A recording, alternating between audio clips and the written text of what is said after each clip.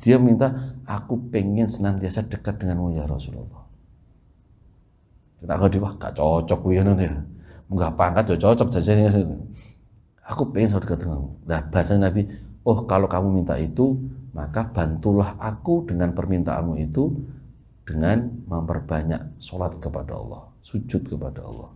Jadi ya kena aku wangi barang apa. Maka di sini bisa dimahami bahwa kesukaan Nabi untuk mengajak orang berbuat baik juga harus punya timbal balik positif dari orang yang diajak. Nabi sering ngajak orang tapi kadang diabaikan aja, tapi juga gak nyaman. Kowe nak seneng tak ajak. Aku seneng ngajak awakmu, yo kowe kudu seneng sing tak ajak juga. Itu Nabi Muhammad SAW. Assalamualaikum warahmatullahi wabarakatuh. Alhamdulillahirabbil alamin. Allahumma shalli wa sallim wa barik ala sayyidina Muhammadin miftahi babi rahmatillah adada ma fi ilmillah salatan wa salaman daimaini bidawami mulkillah wa ala alihi wa sahbihi wa man walah la hawla wa la quwwata illa billah amma ba'd. Segenap jamaah sholat asar musola al-muhajirin ya al-muhajirin yang dirahmati Allah Subhanahu wa taala, Bapak Ibu. Pada kesempatan ini karena momentumnya masih momentum bulan Maulid, meskipun ini sudah di penghujung ya, tanggal likuran atau tanggal berapa, 23 atau 24. Dan dalam rangka itu semua, maka kajian tafsir pada sore hari ini kita akan mengkaji surat At-Taubah ayat 128. Mungkin bisa dibaca sendiri dikaitan dengan ayat ini. Sebelum ke sana saya ingin bercerita, ayat ini itu agak spesial. Jadi ada kisah spesial terkait dengan ayat At-Taubah 128. Bukan berkaitan dengan wahyu turunnya, tapi lebih pada berkaitan terkait ketika Al-Quran pada masa Khalifah Utsman, atau kalau enggak di Khalifah Abu Bakar, masa Sayyidina Umar, itu ada namanya proses pengumpulan ayat Al-Quran yang dikomandoi oleh sahabat namanya sahabat Zaid bin Sabit. Itu ditugasi oleh Abu Bakar untuk mengkompilasi Al-Quran dari berbagai kumpulan para sahabat. Ada kisah unik dari cerita ini. Jadi sahabat Zaid bin Sabit itu sudah mengumpulkan sekian ribu, puluhan ribu, karena Quran itu 6.000 sekian. Masih ada yang kurang apa enggak? Kemudian ada sahabat nggak populer namanya Abu Khuzaimah Al-Ansari, sahabat dari Madinah, dari Ansor, namanya Abu Khuzaimah, mendatangi sahabat Zaid bin Sabit.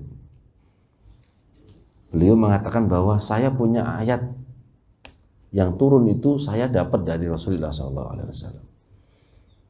Rasul mengatakan ini At-Taubah ayat 128 dan 129, dua ayat. Zaid bin Sabit tidak begitu langsung menerima pernyataan itu, karena Zaid itu punya standar ketika mau mengumpulkan ayat Al-Quran. Standar yang paling utama adalah dipastikan ayat itu pernah didengar dan diketahui oleh sahabat semua. Semua dalam artian banyak orang, tidak 1-2 orang tok. Nah, kan sulit ini. Abu Khuzaimah ditanya, kamu dapat dari mana? Dari Rasul. Rasul bilangnya gimana? Ini ayat Al-Quran. Saya dapat 2 ayat dari Rasul, ayat Al-Quran. Sahabat yang lainnya itu tahu bahwa ada surat At-Taubah kurang 2 ayat ini, tapi tidak tahu siapa yang bisa hafal ayat ini, siapa yang tahu ayat ini ceritanya gimana. Abu Khuzaimah melaporkan dirinya. Ada lain selain kamu dah? Tidak ada, itu pas saya saja. Wah, repot kan? Nah, kemudian ayatnya apa? Ayatnya ini, laqad ja'akum rasulun min anfusikum azizun 'alaihi ma 'anittum harisun 'alaikum bil mu'minina raufur rahim. Fa in tawallaw faqul hasbiyallahu la ilaha illahu 'alaihi tawakkaltu wa huwa rabbul arsyil azim. 2 ayat surat At-Taubah bagian terakhir. Ceritanya gimana? Ceritanya suatu saat Abu Khuzaimah bercerita bahwa dia melihat Rasul itu, bukan melihat ya, ceritanya itu Rasul baru di pasar membeli seekor keledai. Di pasar beli keledai. Nah, ketika itu Nabi masih ada urusan yang lain. Kemudian setelah beliau membeli keledai itu di pasar, sayangnya Nabi itu lupa ngasih penanda terhadap keledai yang sudah dibeli. Nah, Nabi urusan kemudian kembali lagi ke tempat yang jual keledai itu. Nabi mengatakan, ini keledaiku yang tadi saya beli. Si penjualnya nakal, bukan, ini bukan keledaimu. Mana buktinya? Nabi gak bisa kasih bukti, tidak ditandai. Nabi, dan kalau gak ada bukti, saksinya siapa? Yang kamu beli ke saya keledai ini. Nah, ini bakal nakal sono zaman semono. Pemenang saiki. Nabi kesulitan mencari saksi. Memang tidak ada saksi saat itu yang bisa tahu bahwa Nabi sedang membeli keledai. Nah, Abu Khuzaimah datang mengklaim dirinya. Mengklaim, aku lihat dan aku tahu bahwa Nabi telah membeli keledai ini kepadamu. Nah, dengan alasan itu kemudian dilepaskanlah si penjual itu. Ya udah, bawa aja. Tapi Rasul masih eskal. Ditanya Abu Khuzaimah, kamu kok berani? Wong kamu nggak lihat saya beli. Kamu kok percaya kalau itu keledai saya? Kamu kok kepedean itu loh. Wong saya yakin pas saya beli juga nggak ada yang lihat, nggak ada yang tahu. Kamu kok sok klaim bahwa kamu merasa lihat? Jawabannya Abu Khuzaimah itu sederhana. Kok cuma soal keledai ya Rasulullah? Jenengan bilang ayat ini Al-Quran aja saya sudah percaya. Kemudian turun ayat itu. Kok cuma hanya jual beli keledai yang nggak ada urusannya dengan itu. Oh, jenengan ngomong satu ayat bahwa ini ada ayat Al-Quran, saya aja langsung percaya. Nah, ketika itu kemudian Rasul mengatakan, ya Abu Khuzaimah, syahadatuka ka syahadati rajulain. Persaksianmu itu sebagaimana kualitasnya seperti persaksian 2 orang. Ketika itu muncul dinyatakan oleh Abu Khuzaimah, Zaid bin Sabit merasa yakin bahwa Abu Khuzaimah nggak bohong kalau ini. Ya udah, tak catat kalau gitu. Masuklah dalam mushaf yang kita baca selama ini. Itu kan Abu Khuzaimah kok nggak meyakinkan orangnya, 2 ayat ini nggak akan muncul di surat At-Taubah. Nggak akan muncul itu. Dan memang akhirnya banyak cerita. Kalau di pesantren itu ayat 2 ayat ini terkenal, Pak, untuk wiridan, Pak. Kalau dalam tradisi pesantren itu untuk pager ya. Nah, untuk tameng diri. Itu masyhur di pesantren itu, saya dapat dari kiai saya juga. Itu ada itu bacaan ini. Setiap pagi baca 3 kali, setiap menjelang sore baca 3 kali. 2 ayat, tapi tidak cuma 1, tapi 2 ayat. Laqad ja'akum sama yang fa'in tawallaw faqul hasbiyallahu la ilaha illa itu. Wadifahnya apa? Fadilahnya itu bisa menjaga diri kita dari kematian sesaat. Jadi kalau kita baca di pagi, diharapkan kita tidak meninggal di pagi itu. Kalau kita bacanya di sore hari, kita berharap tidak meninggal di sore sampai malam itu. Dan siapa sekarang yang mau meninggal sesaat aja bingung tuh. Kemudian ini ada cerita lucu. Seorang, ya soal ini, ijazah ini. Ada santri mana ya? Di daerah timur, Jawa Timuran lah. Itu tanya kepada santri, lah terus kalau gitu kita nggak mati-mati ya? Baca pagi nggak mati, baca sore malamnya juga nggak mati-mati itu. Jawabannya kiainya bagus, diplomatis. Matinya kalau pas kamu lupa bacanya. Jadi kadang-kadang santri yang nakal jelek. Kalau pas lupa itu pasti pas mati gue. Gak mungkin nggak itu. Kan nggak mungkin kalau mati mikir baca ini kan ya nggak mungkin. Jadi itu ini kan ikhtiar saja, wali mereka pengalaman ikhtiarnya saja. Oke, saya akan nggak pagi itu banyak nanti. Mungkin saya berharap kalau bisa ada, karena momentumnya itu Maulid, kalau bisa akan sebentar, mungkin sebelum sampai jam 4, nanti jam berapa lah, saya kasih waktu untuk kita diskusi aja. Ada yang mau ditanyakan terkait dengan Nabi Muhammad, sirahnya atau apapun, silahkan nanti, gitu aja. Ayat ini itu bagi saya itu satu ayat yang mungkin kalau kita berbahas soal bagaimana cara kita meneladani Nabi atau sunnah Rasul, udah ngambilin sunnah ini aja sudah, naudzubillah min dzalik sulitnya itu. Ayat ini itu kalau dirangkai ada tiga karakter Rasul yang memang Rasul itu bisa kita teladani. Pertama itu saya nanti dibaca sendiri di situ. Tapi sebelumnya saya tertarik dengan pernyataannya Pak Quraisy sendiri. Pak Quraisy ini saya ketemukan bukan di tafsir Al-Misbahnya, tapi di ini tafsir Al-Misbah yang video yang YouTube itu loh, yang di Metro TV ya biasanya ya, ketika puasa Ramadan. Di situ beliau mengoreksi tafsir Al-Misbah yang cetakan. Nah, itu bagusnya Pak Quraisy itu. Jadi dia mengoreksi.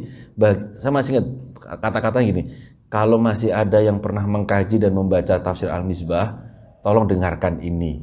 Jadi beliau mengomentari di redaksi yang paling pertama, laqad ja'akum. Laqad ja'akum kalau diterjemahkan sungguh benar-benar telah datang kepadamu. Itu kan makna yang Pak Quraisy itu merasa gak nyaman dengan menerjemahkan dengan cara itu. Sungguh telah datang kepadamu. Pak Quraisy nyamannya dengan istilah sungguh telah mendatangimu Rasulullah. Coba kira-kira sama apa beda itu? Telah datang kepadamu dan telah mendatangimu, itu enak mana? Telah mendatangimu atau telah datang kepadamu? Sama-sama memang sama dari sisi bahasa sama, tapi dari sisi psikologisnya lebih enak telah datang mendatangimu. Jadi seakan-akan Rasul tuh memang sangat senang dengan kalian itu, sengaja untuk mendatangi. Maka dalam bahasanya Pak Quraisy itu Ja'akum itu bukti bahwa Nabi itu memang menaruh perhatian tinggi kepada kita. Bahagia sekali Nabi ketemu kita itu. Jadi itu masuk aneh itu, pemimpin tapi kalau bahagia ketemu rakyatnya itu. Yang ada kan malah menghindari rakyatnya itu. Tidak dijarah jadi ini. Jadi itu. Yang kedua adalah kata-kata setelah laqad ja'akum rasulun min anfusikum. Ini kata ini, kutipan ini yang paling saya senang. Telah datang atau telah mendatangimu seorang Rasul dari jenis kalian. Dalam artian bahwa Rasul itu manusia. Jangan dipersepsikan Rasul itu seseorang yang tidak bisa kita jangkau. Kan sering kita muncul bahasa gini ya, itu kan Rasul, bukan saya. Itu kan Nabi, bukan saya. Itu tanpa sadar kita sedang membuat jarak. Padahal Rasul tidak pengen dibuat jarak. Karena apa? Aku dan kamu itu sama-sama manusia. Innama ana basyarun mislukum yuha ilayya. Aku adalah sebagaimana kalian manusia. Cuma bedanya aku akan dikasih wahyu. Ini untuk membuktikan bahwa Rasul itu bisa kita teladani. Meskipun dengan keterbatasan kita. Nah, ini enaknya gitu. Kalau seperti Rasul 1%, ya kita nabi bro, bukan lagi manusia biasa. Tapi minimal bahwa sedikitnya ada yang bisa kita teladani. Maka nabi itu tidak berharap banyak untuk bisa diteladani. Maka nabi mengatakan wa ma amartukum bihi fa'tu minhu mastata'tum. Apa yang aku perintah ikuti semampumu. Jadi duplikasinya nggak usah banyak-banyak. Medeni wong kono kamu. Salat tahajud sampai bengkak kaki medeni wong. Yang selumrahnya, sewajarnya, semampumu saja. Kamu nggak akan bisa meneriku secara langsung. Tapi karena saya manusia, pasti ada yang bisa ditiru. Gak usah banyak-banyak. Maka Rasul itu mengatakan amal yang terbaik itu bukan yang banyak, tetapi yang lestari, terjaga, istiqomah meskipun sedikit. Nabi nggak minta banyak-banyak. Telaten orang Jawa bilangnya. Itu sudah nyenengi kanjeng Nabi, itu sudah menjadi bagian dari uswah. Kalau kita kemudian memaksakan semuanya, nggak mental kita itu. Rasul itu kalau dipisui, didolimi nggak pernah balas. Kuat apa dia? Kuat tak? La yajzi sayyi'ah bisayyi'ah. Rasul tidak pernah membalas satu keburukan dengan keburukan yang lain. Ya'fu wa yasfah, dan langsung mengampuni dan melapangkan dadanya. Sopo sing kuat? Sedina rong dina oke. Sak terusan saya gak kuat. Karena nggak bisa. Apa boleh? Bukan nggak boleh. Ini ada cerita. Nabi pernah datang seorang sahabat itu curhat. Curhatnya apa? Dinakali tetangganya. Dinakali tetangganya. Rasul pertama datang, Rasul bilangnya sabar. sabar. Oke, pesan Rasul sabar. Hari kedua datang lagi ke Rasul, gak kuat Rasul, gak kuat, tambah parah itu. Rasul tetap bilang sabarin dulu aja, sabarin dulu. Ketiganya lapor lagi ke Rasul, ya Rasul, sudah gak kuat, kasih solusi yang lain selain sabar ya Rasul. Apa kata Rasul? Sekarang pulang, buang semua perabotanmu keluar rumah. Jadi buang semua perabotanmu keluar rumah. Akhirnya kan dilihatin teman-teman orang yang banyak tetangga. Loh kamu ngapain kok buang-buang perabotan rumahmu? Kamu mau pulang, mau keluar mana? Mau minggat nindi? Terus gimana? Dan bilang bahwa aku sedang disakiti oleh tetanggaku yang ini. Kira-kira sing izin siapa? Yang izin apa? Ya tetangganya yang nyakiti itu. Akhirnya tetangga itu dan terus Kang gak ngono Kang balik menjurun. Jadi terkadang memang butuh mengekspresikan kekesalan itu ya butuh juga untuk menyadari bahwa kowe iki nyebelin aku terus itu loh. Mbok mandek istilahnya itu. Jadi Nabi tidak kemudian menyuruh kita bersabar terus, ya ada sedikit perlawanan lah untuk menyadarkan orang yang terkadang nyuwun sewu banyak dari kita itu kadang ngenyek itu gak rumangsa ngenyek itu loh. Lah sing dinyak iku rumangsa ora dinyak, repot itu. Kalau nggak dijelaskan nggak bisa paham itu kan. Oh ternyata bahasaku menyinggungmu toh, baru sadar dia. Oh ya maaf gitu kan akhirnya itu.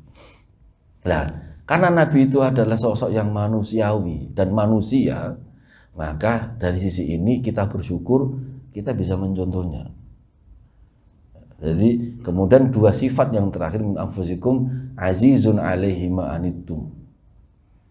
Azizun alaihi ma anittum. Nabi itu aziz, merasa gelisah, merasa tidak nyaman dengan apa yang ketidakenakan yang kita hadapi. Nabi itu, nah orang Jawa itu bacanya apa ya? Apa nak ajal alim itu apa ya? Gak tegonan, gak tegelan itu Nabi. Gak tegonan, gak tegelan itu Nabi. Jadi aspek empati, simpatiknya itu tinggi sekali. Itu Nabi.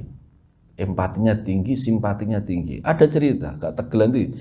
Nabi itu Sayyidina Anas bin Malik Nabi itu tidak pernah mengatakan tidak kepada semua permintaan yang ditujukan kepadanya. Tidak pernah menolak. Tidak pernah menolak. Pernah ada cerita, Nabi pas di pasar sama Sayyidina Umar. Datang seorang sahabat yang miskin. Minta-minta kepada Nabi Muhammad. Ya Rasulullah, aku minta sesuatu. Apapun itu yang kau punya. Rasul mengatakan, aku main di syekh, aku gak punya sesuatu lagi. Pokoknya saya mau minta kamu. Karena Nabi gak bisa menolak. Bayangkan, Nabi apa yang dilakukan? Gini aja, kamu beli sesuatu kepada siapapun yang di pasar ini dan bilang nanti saya yang bayar. Ngutang atas nama orang lain. Jadi gini aja, saya nggak punya apa-apa untuk bisa ngasih ke kamu. Kamu datang ke siapapun yang di toko ini, kamu beli apa, bilang nanti Muhammad bin Abdullah yang bayar. Ada nggak sini gitu? Pas jajan, bro, gak gue duit aku. Enek Kris tau ora, malah ngono juga. Modusmu. Kono tak bayari aku. Enggak itu sunah Rasul itu kalau gitu. Kalau sunah Rasul. Lah, Umar tahu sedikit marah kepada Nabi. Ya Rasul, kalau kamu nggak punya apa-apa, jangan nyusahin dirimu. Lah kenapa Umar? Orang ini tadi sudah tak kasih. Dia minta aku juga. Sudah tak kasih. Jadi gak usah jenengan terlalu membebankan diri jenengan. Apa ekspresi Rasul? Rasul itu ekspresinya nggak nyaman dengan sikapnya Umar itu, gak senang aja itu. Kemudian ada satu sahabat Ansor yang juga soal penjual di sana mengatakan, ya Rasulullah, jangan takut dengan apa yang Allah berikan kepadamu. Ojo dikira bahasa Jawa itu. Nah, apa bilang apa? Nah, saya setuju dengan omongannya orang ini. Gitu. Aku diutus memang untuk seperti itu, untuk menyenangkan semua orang. Gitu. Umar agak tersindir itu, wah aku salah nih ya aku itu. Itu Nabi Muhammad. Azizun alaihi ma anittum, merasa nggak nyaman kalau ada sahabat umatnya yang bersedih. Maka Nabi itu jangan dipahami hanya bermanfaat ketika beliau sudah masih ada, bahkan sudah tidak ada pun masih bermanfaat. Ini ada dalam hadis Imam Tirmidzi, jelas, masyhur. Atau Imam Bazar juga ada dalam itu.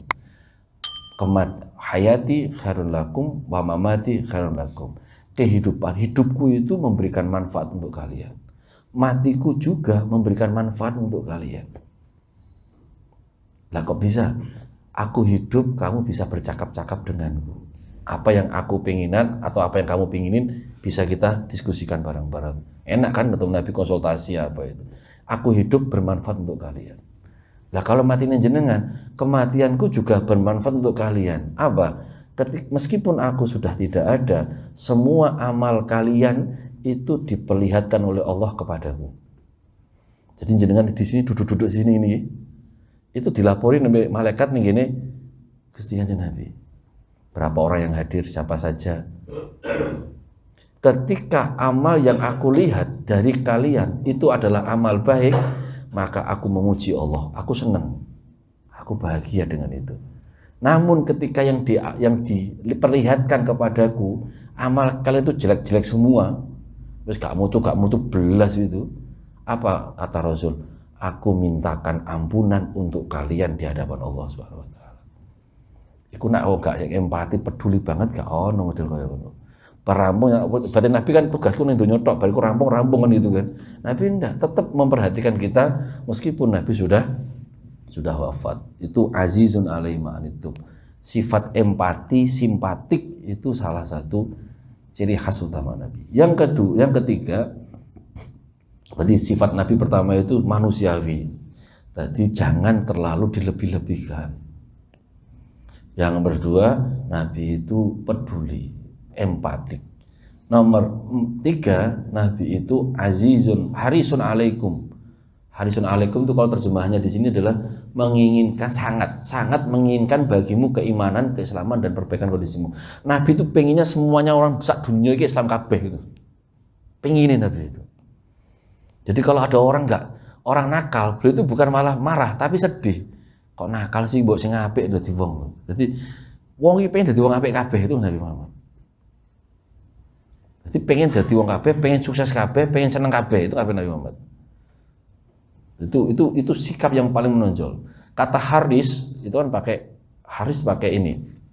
Hak, ro dan sin. Itu artinya adalah makna kata aslinya itu serakah.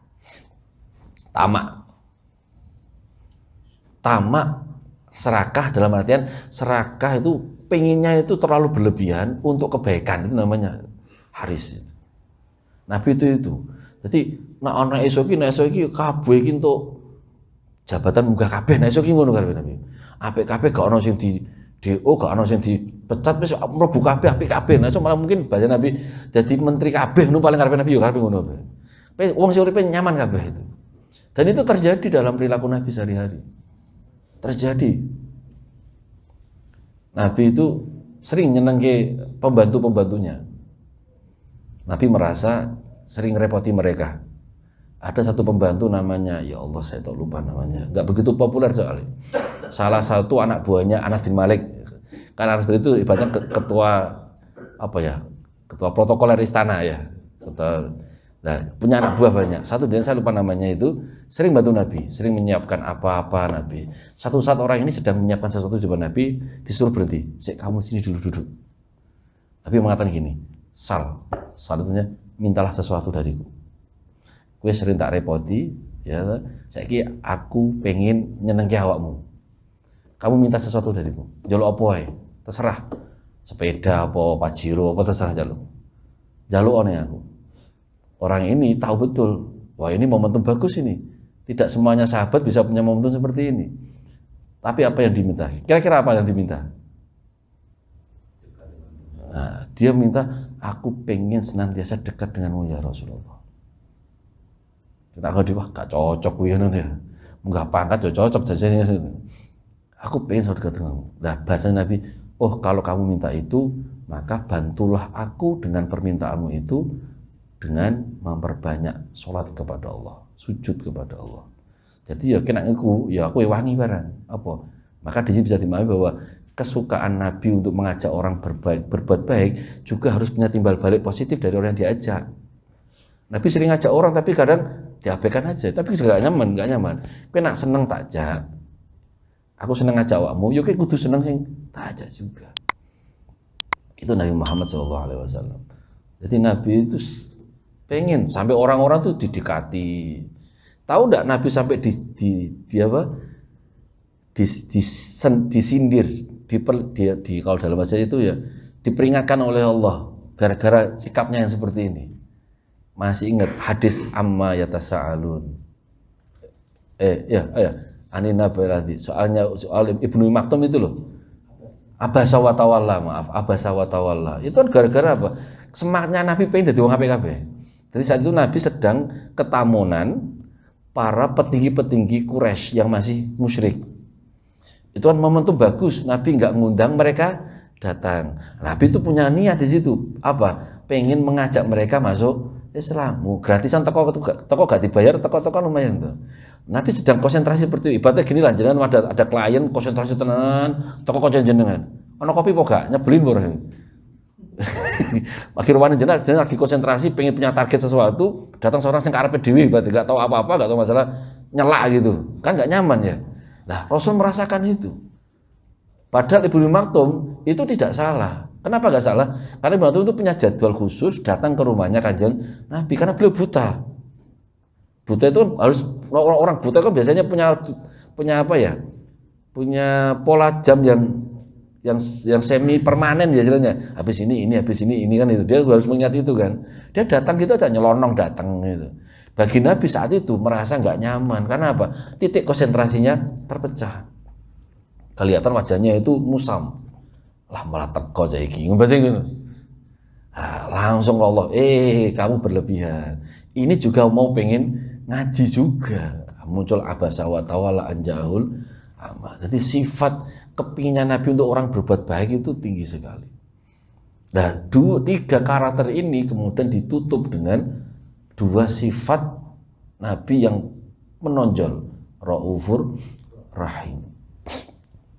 Raufur Rahim itu nempel persis dengan Asmaul Husnanya Allah, Ar-Rauf Ar-Rahim, tidak kurang tidak lebih. Jadi manifestasi atau bentuk perwujudan kasih sayangnya Allah kepada makhluk itulah adalah hadirnya Rasulullah SAW. Tanpa Nabi kita tidak tahu mana yang baik, mana yang buruk. Benar tidak? Ada Quran, tapi kalau nggak ada Nabi Muhammad menjelaskan dan mempraktekkan kehidupannya, bisa tidak kita niru mana baik dan buruk? Maca dhewe ru mesti iso. Maca entuk memahami ru mesti. Nabi mempraktekkan, akhirnya kita bisa paham betul. Dari Nabi kita tahu bagaimana menyayangi orang, bagaimana membatasi diri untuk berbuat yang berlebih. Dari Nabi kita tahu mana yang layak kita konsumsi, mana yang gak layak kita konsumsi. Dari Nabi kita tahu batasan, mana yang mungkin bagian dari hak kita, mana yang bukan dari hak kita. Kita semuanya belajar dari Rasulullah SAW. Itu dimensi Rauf Rahimnya Rasulullah SAW. Maka ayat ini itu kalau kita ngomong lakot karena kum fi Rasulillah uswatun hasanah, ya simbolisasinya ya ayat ini. Aktivitas Nabi selama 23 tahun berdakwah ya dari sini. Orang Taif itu apa kurang ajarnya dengan Nabi? Ya. Nabi bilangnya apa? Biarin aja, mereka tidak paham. Sopo nyono kok putu-putune sing mlebu Islam. Faktanya Ibnu Abbas makamnya di Taif sekarang. Jadi target ziarah wisata sekarang. 100 real. Wong siji. Nah itu. Padahal Taif dulu bagaimana ceritanya itu? Taif ketika Rasul wafat, Taif itu kategori negara atau wilayah di Arab sekitar Mekah yang paling akhir masuk Islam orang masyarakatnya. Ketika Rasul wafat, itu kan sempat chaos. Banyak orang kemudian murtad. Karena Muhammad gak ada lagi, maka gak ada zakat. Dikira zakat itu hubungannya dengan Muhammad. Muhammad sudah wafat, gak ada urusan lagi dengan Muhammad. Kita udah kembali ke agama setelan masing-masing. Ramai sempat chaos. Maka Abu Bakar itu agak pusing gitu. Harus ada merangi orang-orang yang murtad, merangi orang-orang yang gak mau bayar zakat. Itu diantaranya karena mereka meyakini bahwa ketika Muhammad meninggal, ya gak ada urusan lagi. Perjanjian kita sudah selesai. Dikira itu hanya urusan duniawi saja. Nah, orang Taif itu sempat kena isu itu juga. Ada seorang Taif masih muda itu mengatakan gini kepada orang Taif, hampir saja orang Taif itu berpikiran seperti itu. Orang, saya lupa namanya, ini sahabat Nabi yang keren, saya lupa namanya. Dia mengatakan kepada orang-orang Taif, apa kita nggak punya malu, Pak ya? Kita itu datangnya terakhir, masa menjadi orang yang pertama kali murtad? Kita mau taruh di mana wajah kita sebagai orang Taif itu? Akhirnya orang Taif mikir dua, oh iya, kita tuh datangnya terakhir, malah apa istilahnya mau berarti murtad yang paling awal. Akhirnya orang Taif nggak ada yang murtad sama sekali. Dari sekian wilayah di Mekah dan Madinah dan daerah-daerah Arab saat itu, Taif 100% masih Islam semua. Karena Nabi tadi menyayangi orang Taif dengan cara seperti itu. Itu saya kira yang mungkin bisa saya sampaikan. Masih ada waktu sekitar 15 menit atau kurang. Ada yang mau ditanyakan terkait pertanyaan khusus terkait dengan Nabi Muhammad dan ruang lingkup sejarahnya. Untuk gak usah tanya hukum-hukum dulu, nanti dulu aja lah. Mau mengaji sirah aja dulu kalau monggo. Kalau ada ditanyakan, matur suwun. Tanya masuk aja.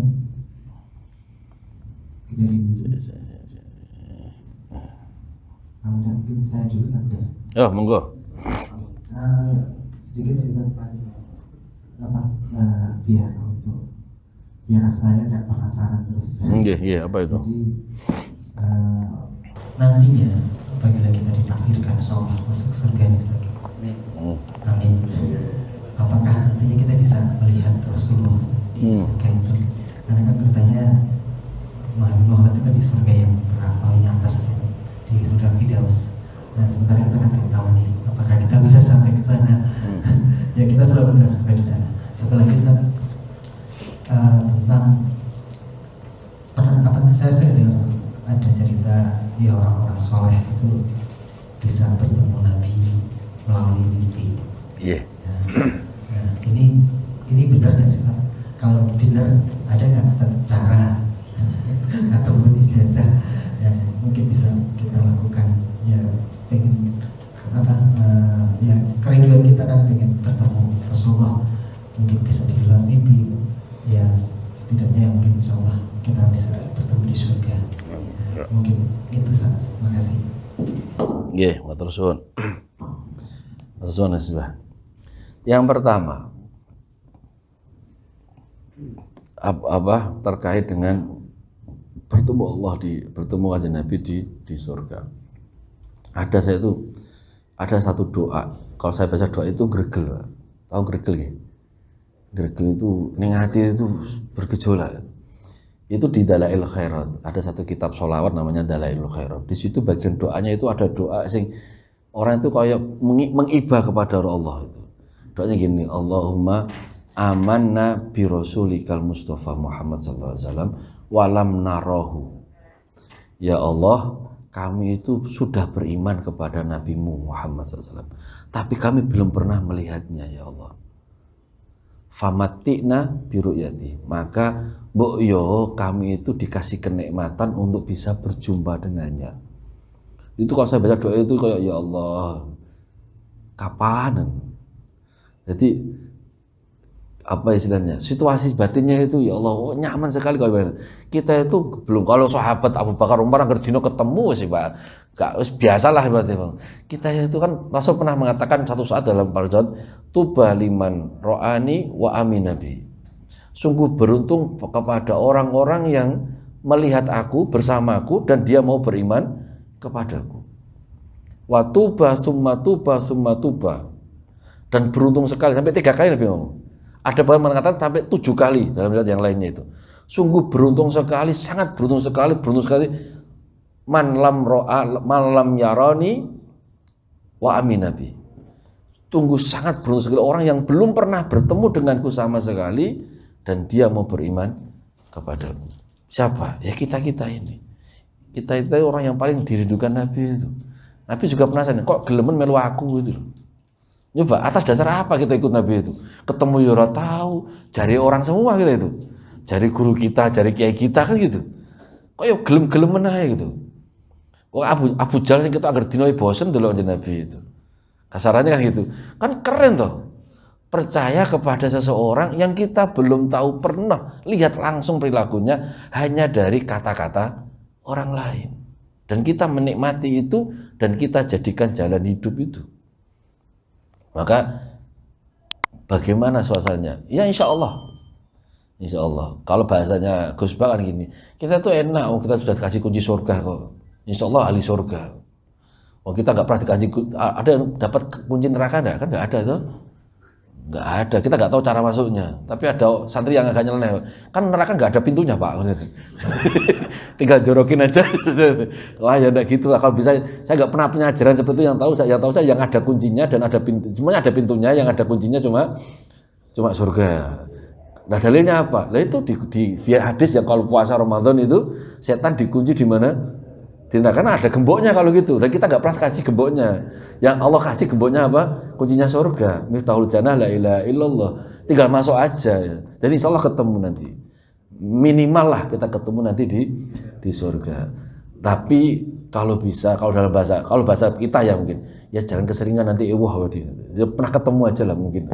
Kalau setiap hari mungkin kita nggak kuat sebagaimana sahabat-sahabat yang lain. Wah nggak betah. Andekan, kalaupun betah ya syukur alhamdulillah.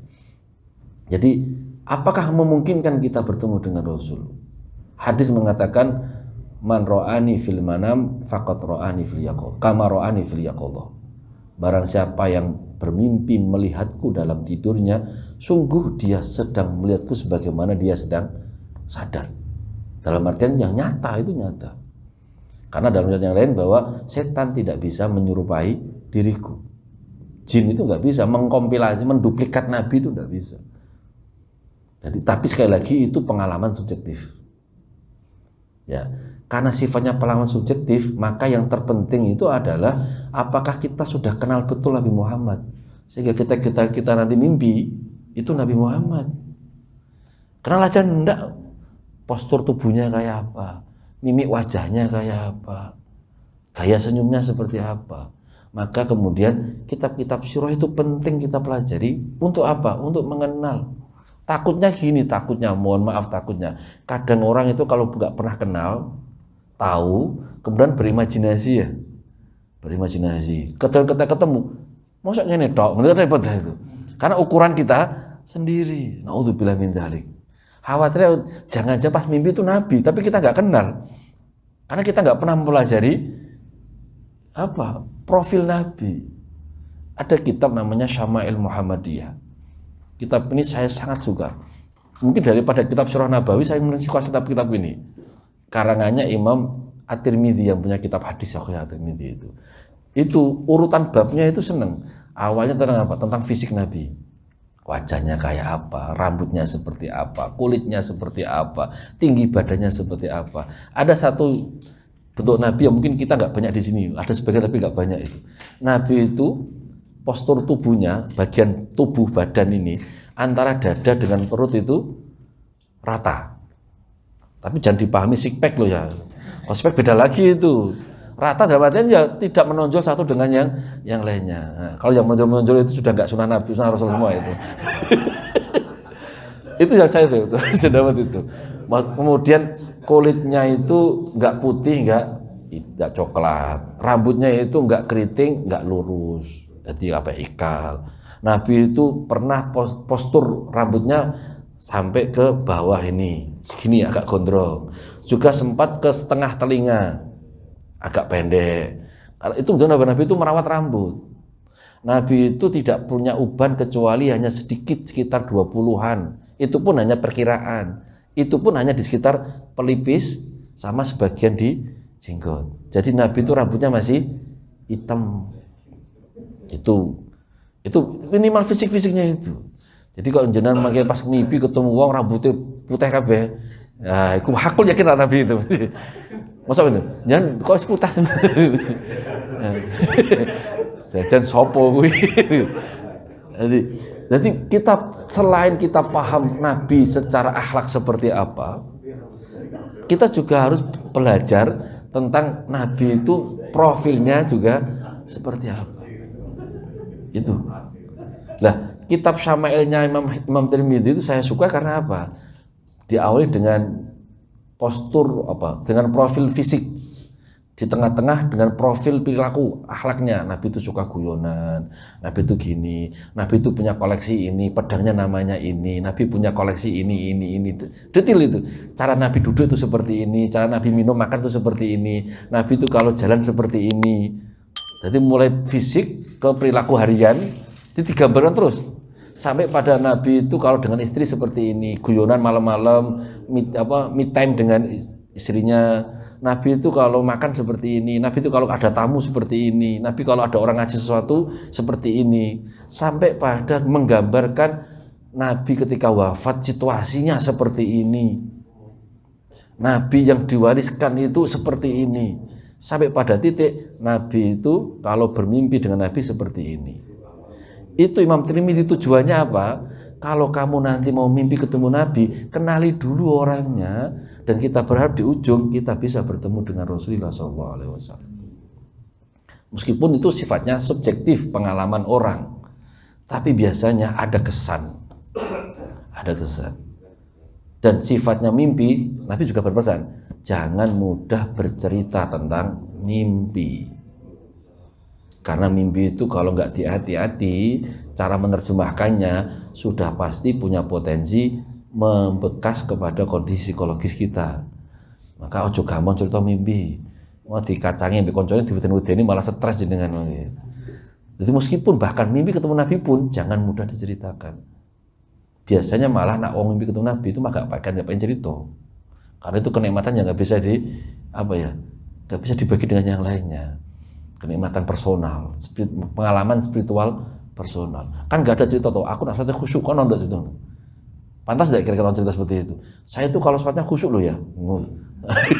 Kira-kira tangkapan orang gimana? Rodok separuh ada sisi gitu. Kan nggak ada sesuatu yang memang tidak harus diceritakan. Satu diantaranya adalah mimpi bertemu Rasulullah SAW. Jadi ini, kalaupun ijazahnya, lah ini. Saya itu ada ijazah tapi saya nggak berani, saya merasa belum pernah ketemu Nabi. Paling gampang perbanyak sholawat lah. Cara kita itu perbanyak sholawat, itu cara yang paling mudah untuk wasilah kita menikmati kehadiran Nabi Muhammad SAW.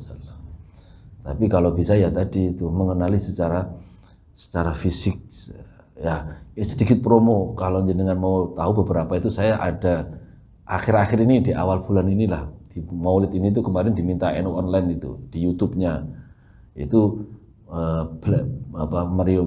mengisahkan beberapa profiling Nabi. Jangan cari aja NU online, tulis saja Ahmad Tajuddin Arafat, nanti keluar.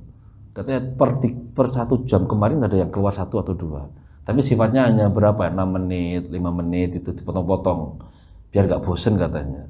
Meskipun ketika take video cuma 1 jam sampai 2 jam capek saya. Tapi tinggal motong-motong. Itu sedikit gambaran tentang bagaimana mengenali Nabi. Sirah penting. Sirah itu hanya mempelajari Nabi hidup sampai Nabi wafat. Tidak ada yang menggambarkan Nabi hariannya, itu enggak. Maka menangkap Nabi Muhammad gak cukup dengan amal sunnahnya, gak cukup mempelajari peristiwa hidupnya, tapi juga kita harus kenal pribadinya. Itu yang mungkin kita bisa berharap ya, semoga lah sebelum kita wafat kita bisa berjumpa dengan Rasulullah SAW. Ya, matur suwun.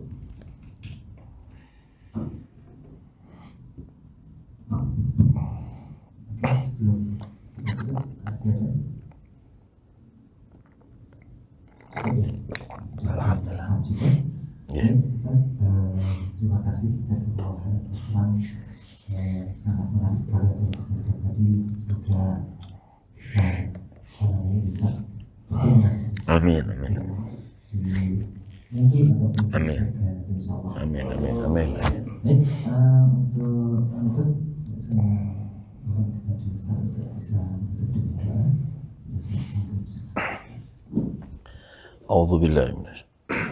A'udzu billahi minasyaitonir rajim. Bismillahirrahmanirrahim. Alhamdulillahirabbil alamin. Hamdan na'iman hamdan syakirin hamdan jazilan fi mazida ya rabbil alamin kama yanbaghi li jalali wajhikal karim wa azim sultanik. Allahumma shalli ala sayyidina Muhammadin salatan tunjina biha min jamil ahwali wal afat wa taqdina biha jami'al hajat wa tarna biha min jami'is sayyi'at tarfa'una biha inda wa taqabbalna Allahumma a'inna ala dzikrika wa syukrika wa husni ibadatik. Allahumma ahsin aqibatana fil umuri kulliha wa ajirna min khizyi wa adzabil akhirah wa afdalana fatul arifin. Allahumma anfa'na bima 'allamtana wa 'allimna ma yanfa'una wa zidna ilman nafi'a. La tad'alna fi maqamina hadza dhanban illa ghafartahu wa la aiban illa satartahu wa aslahtahu wa la danan illa qadaytahu wa la hajatan min hajatika wa la hamlan illa farajtahu wala dainan ila qadaitahu yasatah bi rahmatika ya arhamar rahimin. Takhalna fika nafillah wa takhasana fi khisnillah la hawla wala quwwata illa billah.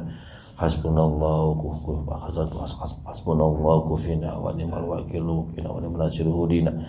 Allahumma ya Allah inna amanna bi rasulika Mustafa Muhammadin sallallahu alaihi wasallam narahu famattina ya Allah bi ru'yatihi wastamil al-sadana fi madhi wa mahabbati wastur qulubana bi rahmatika ya arhamar rahimin. Wa sallallahu ala sayyidina Muhammadin walhamdulillahi rabbil alamin.